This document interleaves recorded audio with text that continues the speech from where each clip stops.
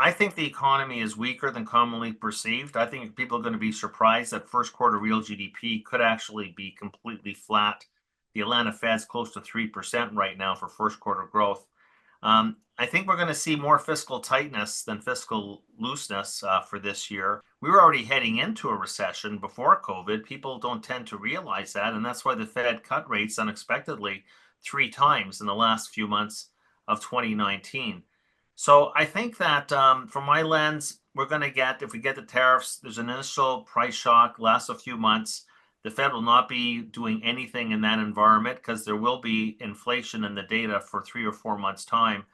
But once I think in the second half of the year, once it becomes apparent that the impact on aggregate demand is going to be so far greater than the initial price shock, that the Fed will start cutting rates. So it's really a matter of timing it. I think the second half of the year, and of course the Fed will be data dependent, but I think the data will lead them in a direction of cutting rates more than what's priced in. I think that's almost a layup. Wasn't that long ago that the market was pricing in like the Fed cutting rates each meeting this year, and now we swung the pendulum to that there's just one cut and it's towards the end of the year. I think the truth will lie somewhere in between. I can understand right now, given all the policy uncertainty, that the Fed is deciding to stay on the sidelines and is verbalizing that to the market.